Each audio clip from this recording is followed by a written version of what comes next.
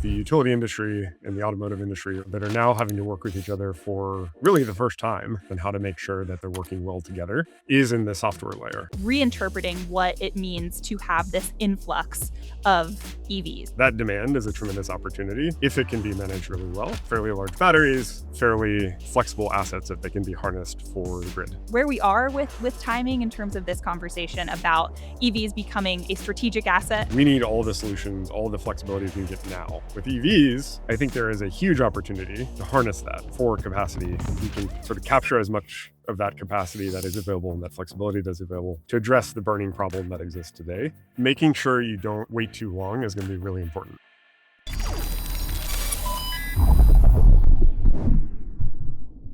Hey everybody, and welcome once again to Power Perspectives. I'm Kinsey Grant Baker. So when we talk about the electrification of everything, we mean everything. But one of the most important elements of that everything has been, perhaps unfairly, characterized as a grid problem. One that brings with it unpredictable load, transformer stress, costly upgrades. I'm talking, of course, about electric vehicles. You know them, you love them, maybe you don't love them, but EVs are a critical element of figuring out the future of our increasingly electrified world. My question today: what if we're thinking about EVs all wrong? What if they're not actually a headache, but instead the missing ingredient in building a more flexible, resilient distribution grid? I mean, after all, utilities are moving past the question of if EVs will impact their systems. They will. So how can utility leaders turn EV adoption into a strategic advantage beyond just the basics of V2G and shifting demand timing? We're digging into that very rich topic today with John Taggart, president and co-founder of WeaveGrid. Prior to WeaveGrid, John worked at Tesla in the office of the CTO and special projects, at Nissan Motors Futures Lab, and with the Science and Technology Policy Institute. John, welcome to Power Perspectives. How are you today? Doing well. Thank you so much for having me. Thank you so much for being here. I'm thrilled to have this conversation with you. I think there's a lot for us to talk about today. So if it's cool with you, I think we jump right in. As I mentioned, over the years, you have, I'm sure, seen some things in electric vehicles. WeaveGrid considers itself to be a quote, ecosystem enabler for an electric mobility future. So my first question for you: what does that mean? And my second question for you, and especially given your range of experience working in this field, why does that matter? Yeah, so it's a great question, Kinsey. I think maybe the best place to start is to look at the two industries we're working with. So both the utility industry and the automotive industry are 100-year-old industries in the US. They've been around for a very long time. Lots of capability and history and infrastructure that's been built up over that period. And why this sort of new moment matters is that this is the first time that these two industries are now having to work together and are really independent, sort of interdependent with each other. Because these are really large, complicated industries themselves that are now having to work with each other for really the first time. There's a deep need to figure out how to negotiate that relationship and how to make sure that they're working well together. Where we see that sort of most salient and most important is in the software layer, and sort of the way that they communicate with each other, and negotiate demand and negotiate sort of the information exchange that needs to happen. It's not just about that information, though. I think the reason this need is so overwhelming and important is that they can't operate independently. They can't sort of go and just deploy without context of the other and without sort of the support of the other. If you're an automotive company, you're looking at selling your vehicles to customers that want to know that they can charge, that they can install something at home, that the cost isn't going to be too high, that when they go on a road trip, there's really a system and infrastructure of charging stations that are out there to support that need. Likewise, if you're a utility, you're trying to operate a system that supports a lot of different needs, not just EVs. And so you really need to know that sort of this new demand that's coming on that you don't really control is coming on in a way that supports your system rather than causes challenges.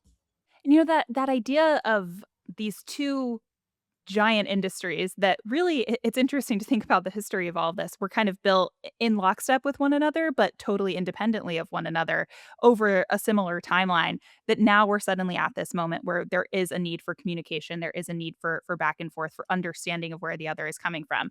For a show called Power Perspectives, we're obviously going to probably spend a little more time talking about the utility perspective, but I do think it's important to really root the conversation in that this is not just about utilities. This is about so much more.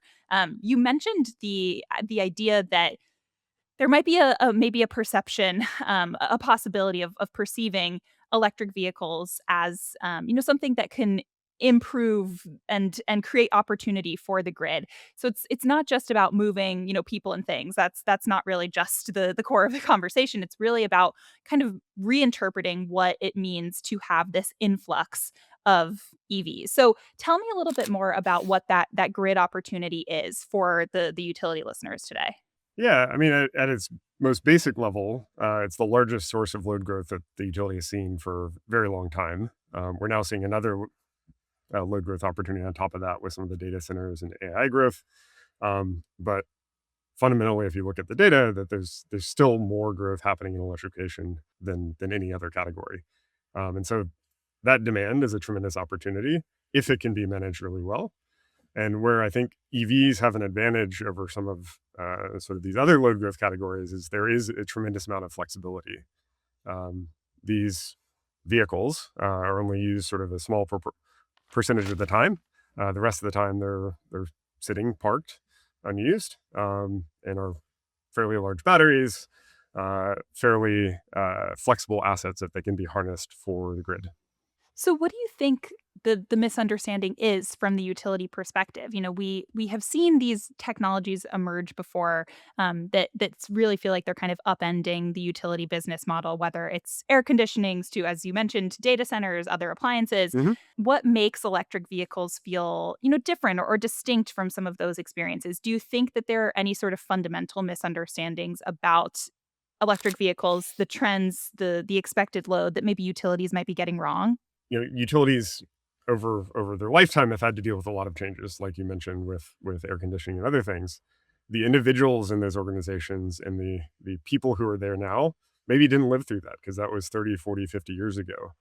And then the last couple of decades, we haven't seen that dramatic change.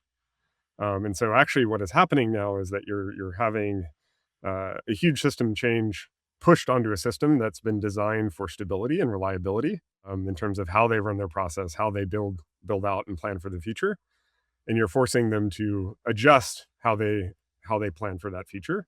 Um, and so it's not necessarily a misunderstanding on their part, but it's more of a adaptation that's now required, that I think they're stepping up to tackle. Now, there are in the micro level some things that are useful to know, particularly when respect to EVs. I think when we talk about load flexibility, we tend to rely on our sort of mental models from the past.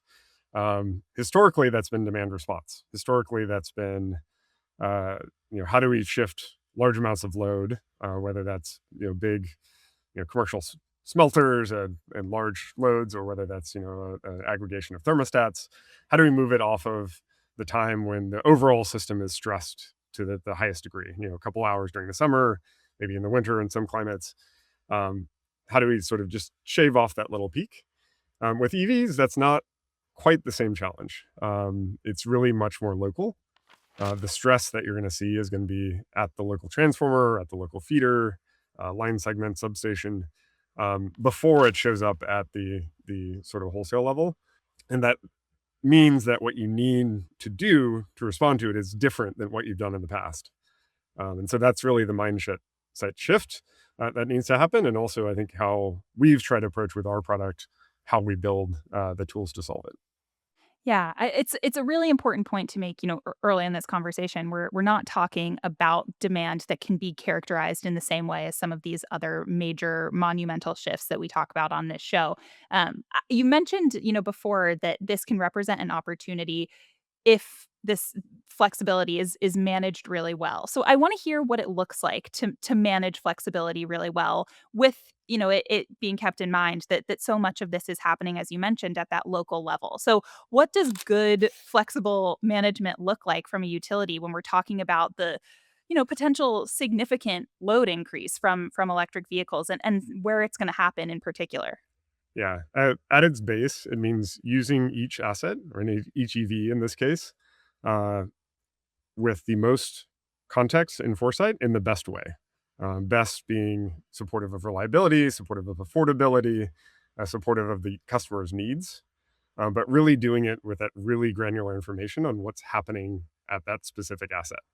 Now, what that requires is really building a deep knowledge on sort of all sides of uh, that action. So there's how do we make sure that we understand deeply what the vehicle needs? How do we build the deep integrations with the sort of automotive partners to understand the context of the vehicle? But then also, how do we work with the utility to understand where that vehicle is on the system, what assets it's impacting, and how I want to shape that and shift that within the constraints that the customer and the vehicle have.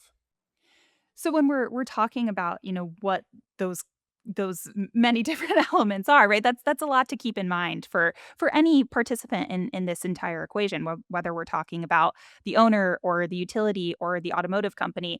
I would love to hear a little bit more about, what some of the solutions are. I know that, you have focused on the managed charging at specific points that can represent a real unlock as opposed to system wide sort of blanket approaches. So tell me a little bit more about, some of the solutions to ensuring that we can get the most context in the best way to ensure that flexibility is managed intelligently. It's interesting because I think the way the industry has approached it generally has been stepwise. And so the first thing we did was solve this bulk system challenge and say, hey, let's use time of use rates.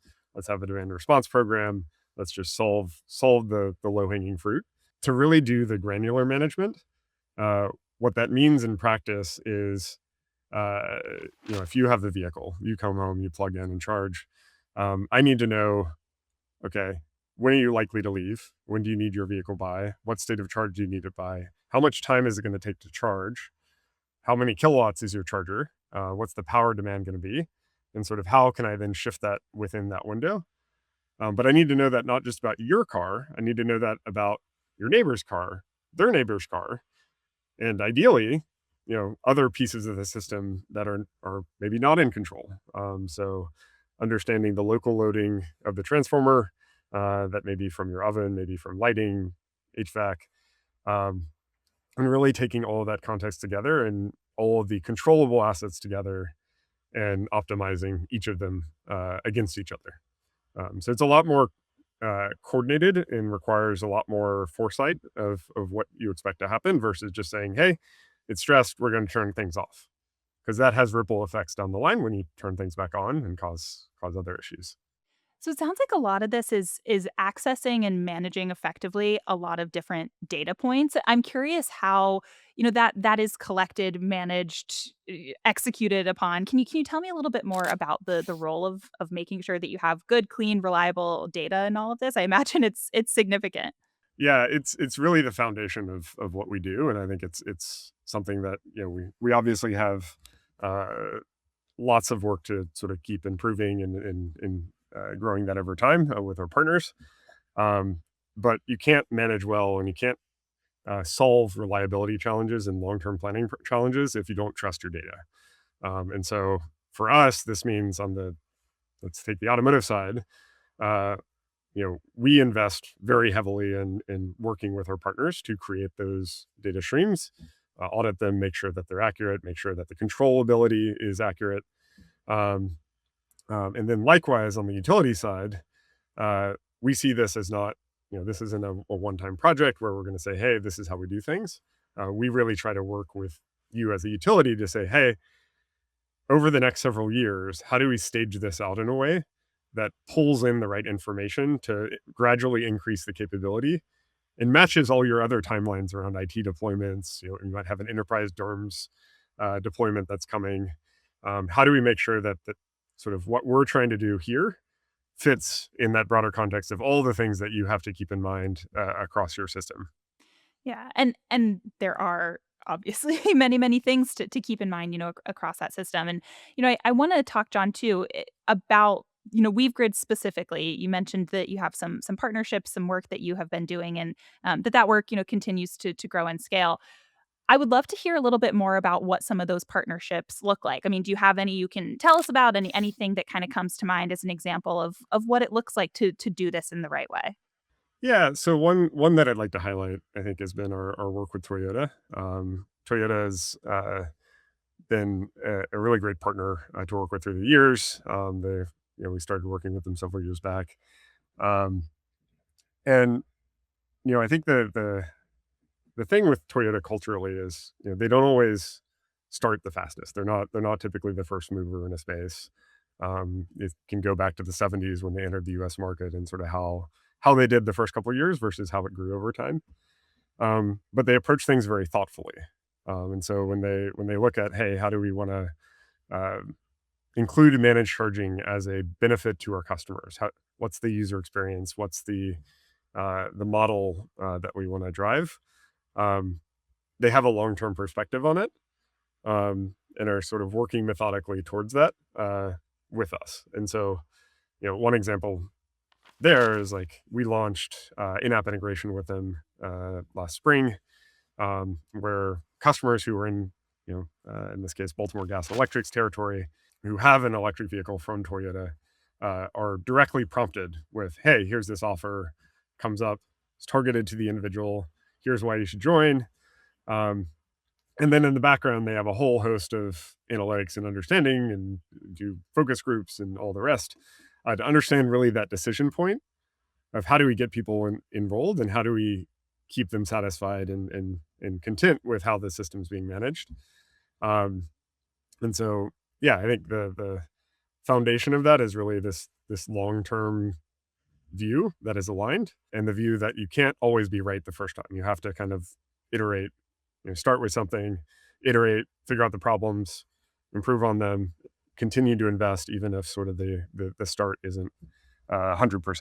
Yeah, it's an interesting perspective too to bring to the utility industry where the iteration and sort of methodical improvements are really how change happens. Hmm. We work and operate in an industry where just ironically enough, flipping a switch, it doesn't really work, right? So we have to be, methodical about those steps that are taken and the ways that we continue to invest in processes like these.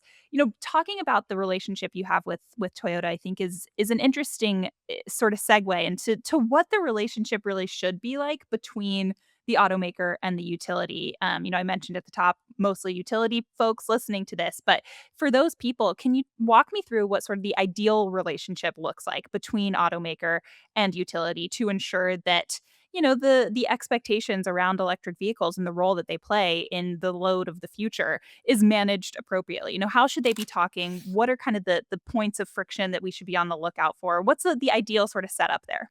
Yeah, I mean, I'd be lying if I told you the ideal. I certainly have ideas of what I think works and what is more challenging. I mean, one piece of context there that's important is, we have a lot of utilities and we have a lot of automakers. So it's very hard for those one-on-one relationships to really get built and durable. You can do it at some level, but I think the core of that relationship though needs to be an understanding on each side of what the other party needs. So if I'm a utility, um, I really need data. I need information on what is happening. I need uh, ability to forecast, build into distribution planning models. Um, but then I also need control. So I need to make sure that if I'm going to use this to solve hardware problems, I'm going to try and sort of arbitrage this challenge of how do I build this make this huge investment in the distribution grid that I can't necessarily afford because we're facing price pressures across the system, and say, hey, I'm going to solve this with software. That software better be reliable. Um, and so if I'm the OEM, what I need to take from that is, okay, make sure that my connection to the vehicle that I own is rock solid. And that's where I need to invest, is make sure that like this scope of control that I manage is great. Similar, there's one on the customer side. Both of these parties have strong relationships with their customer. It's partly why we kind of take a step back in our branding. We aren't really as sort of forward with a consumer brand because there's already relationships there. Um, I think where what I see as success is when those brands reinforce each other, where Toyota brand, PG&E brand, Exelon brand aren't playing tug of war with the customer, but are really saying, "Hey, what are we trying to accomplish together, and how can we make sure that the end result supports both of us and the customer's view of both of us, and how we're sort of showing up for them." Yeah. It brings up to me an interesting question on, I guess we could characterize it as timing. There were periods of time not so long ago where the concern was imminent in terms of electric vehicles, that this was a problem that we needed to solve immediately, today, yesterday. I don't think that that timing pressure has necessarily disappeared, but the sort of pivot point of everybody drives an EV has not necessarily happened quite yet. I think the latest statistics, I saw as of late 2025, EVs were about 1.4% of all vehicles on US roads, but 11% of new sales, which, suggests that this is a trend that is not going away. More and more people are getting them, but we're not quite there yet. Not everybody has these cars. Some of the automakers have reconsidered or even walked back on some investments in electric vehicles. So how does all of that factor into timing in terms of the strategies that these utilities should be deploying? Big part of their jobs is load forecasting, is understanding what comes next year, 5 years, 10 years down the line. Can you tell me a little bit more about sort of where we are with timing in terms of this conversation about EVs becoming a strategic asset as opposed to just something that makes their job harder of the people listening to this from utilities? Yeah, and this varies depending on which utility you're talking to and which individuals you're talking to within those utilities.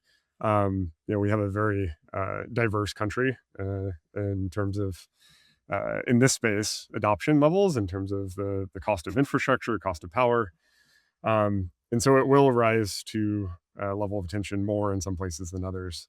In terms of timing, I think you know that leads to some utilities being more front foot on this than others, saying, "Hey, this is something that we see now in parts of our system in localized hotspots where there's lots of EVs," um, versus others that are saying, "This is something we probably won't see for another 2-3 years before it really starts rising to the sea level of attention." Um, the message I would give though is with this type of long term trend, and I think consistent with how utilities manage their system over the long term, making sure you don't wait too long is going to be really important. If you look at managed charging programs, the most successful ones tend to be ones that are longest in market. So they're not start stop pilots that you do a little bit of testing on and get some information. They're ones that you can iterate on because both you have scale and you have that time, and you have the customer awareness to grow and pull in more of the resource.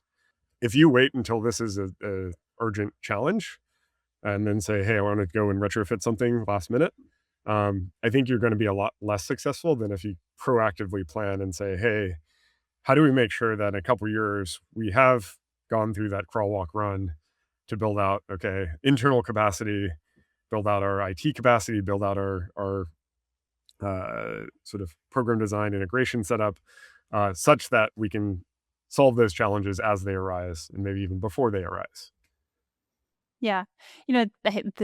I've said it before, the saying that the best time to plant a tree was 20 years ago, right?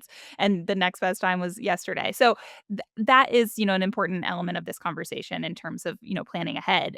And I think it's also a good opportunity to talk about what that future that we're planning ahead for looks like. Let's say we're 5, 10 years into the future, or however far we might need to be to reach that point where we have a considerable number of EVs on the road, sort of nationwide. A lot of the big problems have been solved. More and more people are EV drivers themselves. I would love to hear what you think grid flexibility looks like in that future where utilities have taken the managed charging approach, have sort of taken the advice that you've shared today. What kind of gets unlocked with that grid flexibility? It's interesting because I think when we started the company and where we focused, was really, okay, this incremental problem as more EVs get adopted, they start to affect this infrastructure and they start to overload local transformers. And how do we make sure that we protect that system? I actually think in some ways that emergency moment has already hit because of this incremental additional capacity demand coming from other sectors, from data centers and AI. Um, the message we have heard from utilities has been, we need all the solutions, all the flexibility we can get now, and ideally yesterday, because whether it's capital flexibility, whether it's the infrastructure limitations, supply chain limitations, there's a lot of strain, and that strain is affecting affordability, which is, going all the way up into being core issues of governors' races across the country. Um, so, first thing, I don't think it's in 5 years. I think it's now. And second thing is, I think in terms of how the flexibility would work, or sort of how the system I think is most effective. I think it's when you can build that deep context of the overall system. Utilities have a lot of information already. There's information coming from AMI. There's information coming from data historians. A lot of them are deploying DERMS with our partners at GE and Schneider. I think that data needs to be used in a way to solve real challenges quickly. So whether that's addressing capacity at the distribution level or addressing capacity at the system level, capacity is gold right now. So with EVs, I think there is a huge opportunity and a huge challenge to harness that for capacity across each of those levels of the system. I think at the distribution level, our Disco product has really done that and demonstrated that in a really exciting way. But I think now, as we look at other assets as well, we're looking at batteries, thermostats, other things. How do we make sure that we can sort of capture as much of that capacity that is available and that flexibility that's available to address the burning problem that exists today? Now, EVs, I do think are a unique asset class in that set. There's a lot of attention now to stationary batteries. There's a lot of attention to other types of demand flexibility, and I think we see those as important as well, and accordingly are investing. However, EVs are unique because of how large they are and how flexible they are. You talk about a Powerwall, it's 13.5 kilowatt hours. Most EVs are 70. The export levels are comparable. And best thing, customers already bought it. And so they've already purchased this battery. The thing that has limited battery deployment over time has been cost. But if that cost has already been taken on by the customer, you have this marginal resource that you can really leverage to generate more value for the system and for the customer. I think, it's such a wonderful way to look to the future with a real caveat that, to your point, much of the problem solving that needs to happen is already happening. It's not just that electric vehicles are being deployed or driven more on our roads in the United States in a silo. All of this is happening at the same time as about a zillion other things that are putting a lot of pressure on utilities and pressure on the grid itself. My final question for you here, with regard to that kind of future, and looking ahead, you know, it to me seems like, of all the conversations that I have on this show, time and time again, I am reminded that, utilities are not a monolith. What works in Texas and what works in California and what works in the Northeast are all different solutions.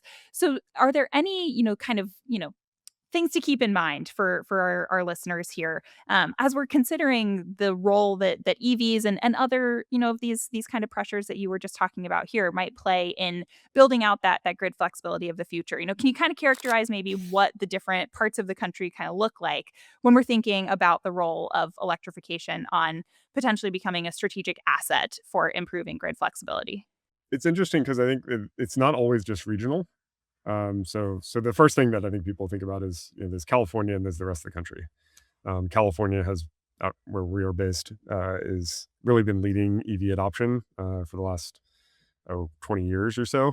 Um, and so there's a huge penetration. It's very common. It's not something that is now just on the margins anymore.